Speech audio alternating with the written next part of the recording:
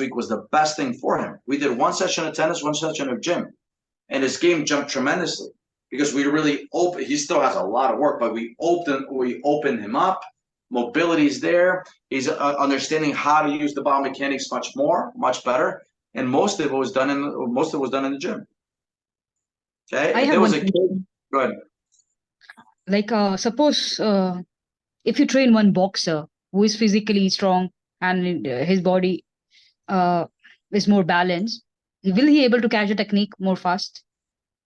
No. Yeah, if it was a boxer or a tennis player, and athletically, again, two aspects: general athleticism has to be there. That's why I said the general strength conditioning coach is important, but you need a specialist too, because now he actually might be in certain motions, he might be just fine, but as a tennis specific athlete, he's very poor, very, very poor. So if you have someone that has less skill but athletically is much better, okay, compared to the other one, okay, the one that's athletically more skilled should catch up in theory if they're playing the same amount of hours. Okay, they're training the same. The athletic or the athlete, the better athlete, will catch up and surpass him pretty quickly. Okay, because they're able to do more. Suppose you train Cristiano Ronaldo, and do you think he will learn fast tennis? Yeah, absolutely. He will, because he knows biomechanically how to move. Now, is he going to do certain things, okay, that tennis players do? So, for example, if you take Ronaldo right now at 39, 40, and you train him for 10 years, is he going to become a professional player? No, not even close. Because also he did different things as an athlete when he was much younger. Remember the windows of opportunity? Okay, there's certain things that he did not do as a tennis player that needed to happen. Okay, so it's like saying, imagine Ronaldo at 19 or 18, and he picked up a racket and he trained him for 10 years. As dedicated or whatnot, he wouldn't make it. He would not make it because he didn't really get the windows of opportunity of a tennis player pre-puberty and puberty. He didn't. That's why it's critical for us to understand, and we do specialize at a certain point when it comes to our sport before puberty hits. Phase, as we said, we need some work here. Okay, when it comes to the shoulder extension. What do you think about contact, guys? It's up on the head, not where? I feel like it's careful with I feel. Careful with I feel. I don't know. But I think I know what you're saying. I agree with you. But tell me more, Abby. You're right. Go ahead, Rohan. You start, and then Abby, I'll come back to you. So get those thoughts, girl. Get those thoughts together, girl. Go ahead, Rohan. What you got, guy? His contact looks good. I tell you, the contact's okay. It's okay. As we see the start, walking, loading, and everything, he still caught up with the contact. Contact, apart from all of those things, looks good. Yeah, so appreciate it. Yeah, it looks like it's a little behind him. It's actually still in front of him. But the one thing that I would agree with this is it could be much better, and this is why. Tell me about his shoulders and which way are they facing? They're facing the long axis rotation. Yeah, so but it says he's got a little bit of long axis rotation. And again, it's not fair because we have this side view. But if you're behind him, he's actually hitting the ball, and he's here. He actually is. The right shoulder is actually on top of the left. The problem is if you guys are the net, he's actually doing this. He's opened up. Exactly. You got it, Ron. Instead of doing this. So that's why the contact seems like it's later, right? So you have to make sure that he's actually, when he's making contact, okay, that is actually, he's facing towards us. The chest should be facing towards us. Right now it's facing towards the opponent. Okay? And that actually puts a lot of stress on the shoulder and actually puts a lot more stress actually on the obliques, okay, where he can actually get hurt with overloading or overuse. Okay? So that's the part we do have to fix his shoulders. Now, how do we fix his shoulders? We fix him with the load. He's able to rotate because he's got so much weight on the left side, and he goes forward, okay, that actually the left side becomes an axis of rotation. So he gets the weight on the front. Let me show you this way. He gets the weight on the front, and then that allows him to rotate this way. And that's what we're trying to do. We don't want him to rotate this way. We want him to rotate this way.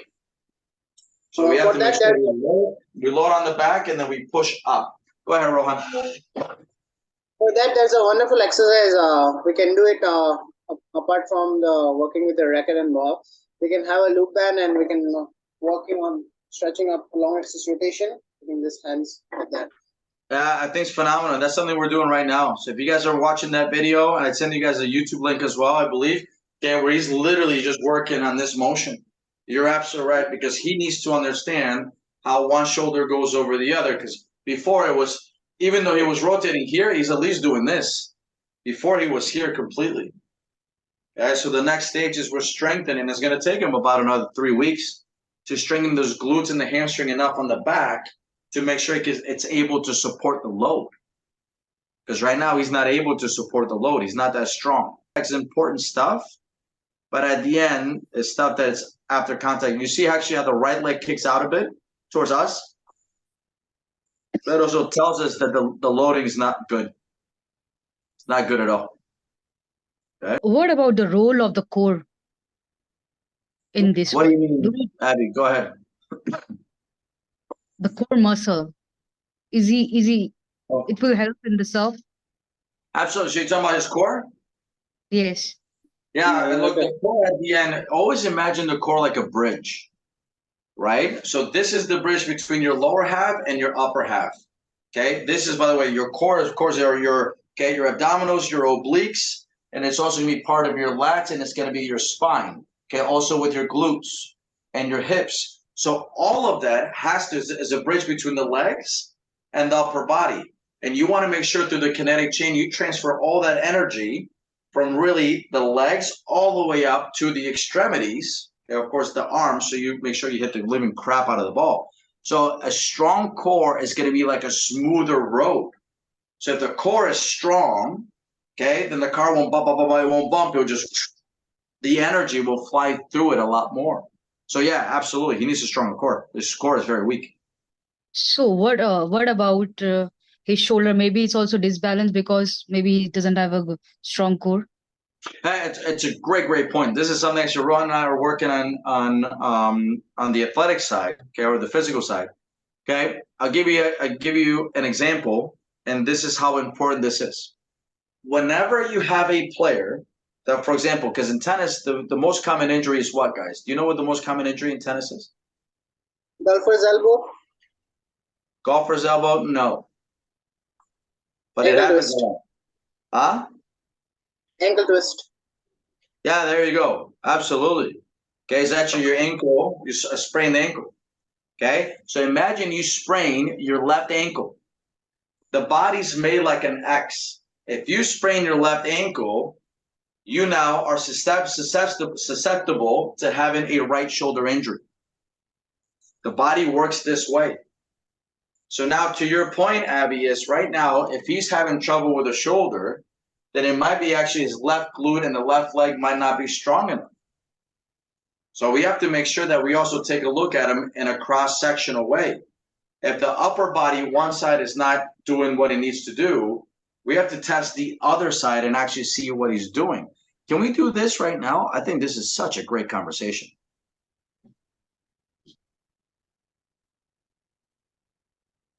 Tell me if screen. And what about the calf muscles? Those are extremely important with you. Okay, because we can look at the calf too. This is what I want. Then it seems like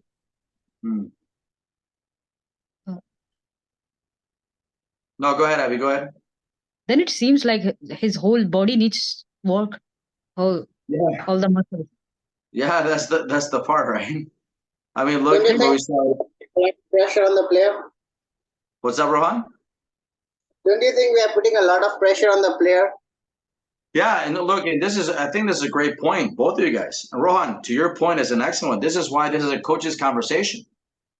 This is where the player, you got to paint the road much better than what we're putting here. Here we can be extremely, Okay, acute when it comes to this needs work, this needs work, this needs work. That's our job. But the way you communicate that with the player has to be steady. One thing we're working with Abby a lot, Rohan, or Abby, I think you're fine with me sharing this, is we're working on, you guys have so much information that the best thing a coach can do is shut up at times. Because I know we want to give information. They might not be ready for it. They have to pick up a skill, make sure the skill has a really strong foundation, and then you're able to put the next stage on top. So he said, look at what we're talking about with this player. The scapula right now is completely depressed, and actually it's coming up a little bit. It's almost like it's what is called a gull wing scapula. Okay, so you have that. But this is what I wanted to take a look at. Remember how we talked about the right side struggling, so the left side, you have to look at his left side. This is interesting because actually the hip abductor, you see how he's got, we talked about the right knee. The right knee comes a lot more in than the left, huh? The knee valgus, a lot more than the left? Yeah. Yeah, because in theory, it should be if the right side really struggles a lot, then the left leg should really struggle. And actually, he's pretty decent on the left leg. So that might actually lead, let's go back to the back itself. A lot of times if you see, for example, this side struggling, so sometimes he's going to have pain right here. Okay, and this side should be pretty weak. But what we saw in the picture, actually, the left side seemed a little bit stronger. So I'll ask him tomorrow because he's has some lower pain issues when we first started. Because again, this is the stuff that he did before. He's got no lower pain issues now because we worked a lot and actually want his lumbar spine to stay neutral, to engage the thoracic, the middle of the back, and to engage the lumbar spine in the right way. So that's something he's working on. So again, you guys are bringing things up that I didn't even think about. This is really good stuff. Yeah.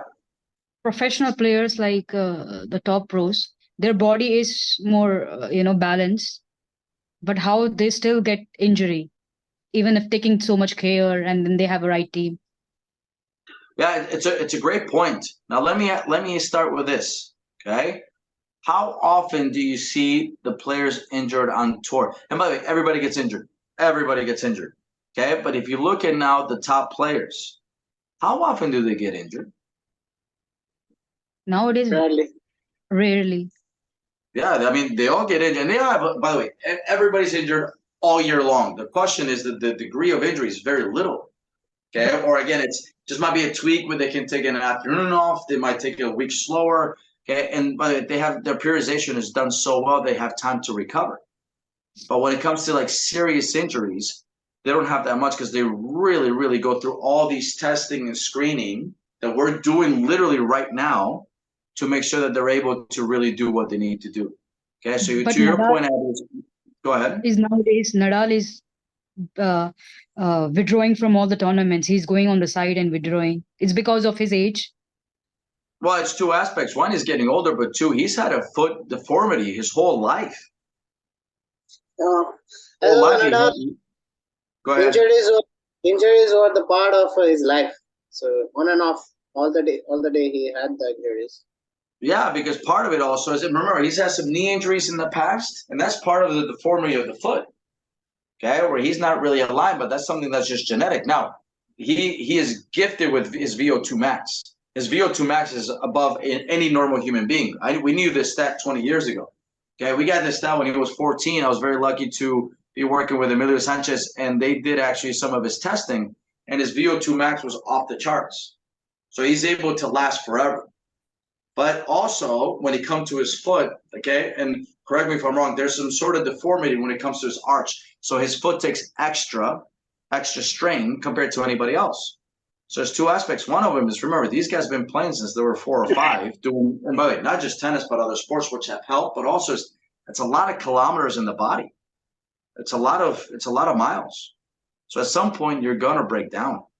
Okay? But again, the guy's playing now until he's what? He's 37 now? Close to 38?